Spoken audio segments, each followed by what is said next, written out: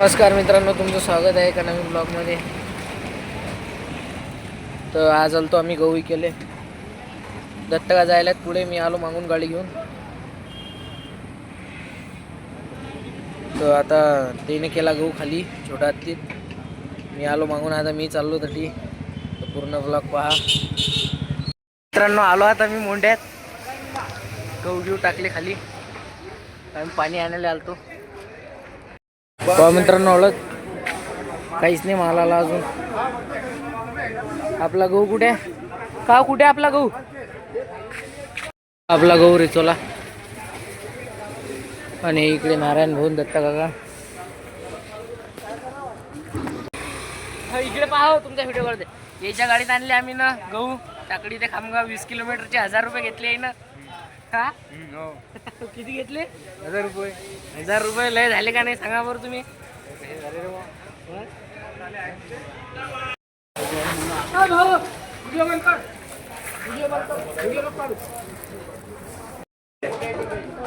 तर पहा आता हे म्हणतात की वजन मोजा. वजन मोजून आलो, त्याचा काटा करून घेतो पहिले आम्ही. आता मग गव्हाचा काटा करू.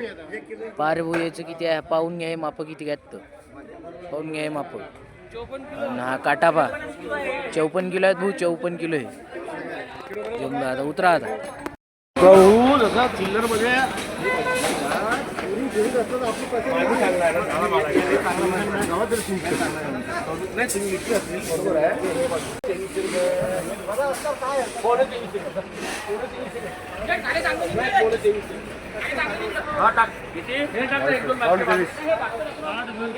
पावणे 23 ने गेला गहू. दत्ता काचा 77 तूर आणि रवी उन्नती सोयाबीन. 63.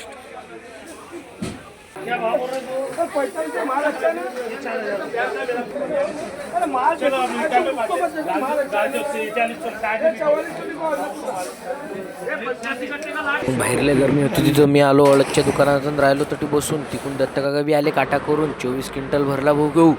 आता आम्ही घेतो बिल. एवढ्या मोठ्या गड्ड्यातून मला वाटलं भेटतील का सगळ्या, पण काचं काही गड्ड्या भेटल्या. काय ते आता 50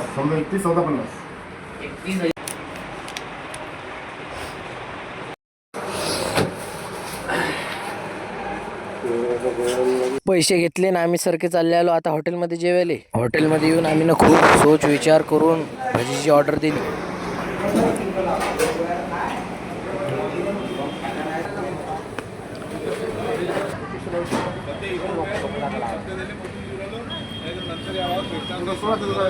मग आलो आम्ही कूलरच्या दुकानात. आम्हाला घेणं होता एक कूलर, पण आम्हाला जो पाहिजे होता तो कूलर तटी नव्हताच. मग म्हटलं फारच चांगलं राहू द्या, काही पाहिजे नाही. चाललो आलो मग तटून मेडिकलवर जराशा सर्दीच्या खोकल्याच्या गोळ्या घ्यायच्या होत्या. गोळ्या घेतल्या आणि आम्ही आलो सरळ पेट्रोल पंपावर. 100 रुपयाचं पेट्रोल टाकलं आणि उरलं तपत होतं. दुपट होतं आमच्याजवळ एकच. मग काय आम्ही केला जुगाड. एक दुपट आणि एक थैली. जुगाड करता करता तर जिंदगी चालली.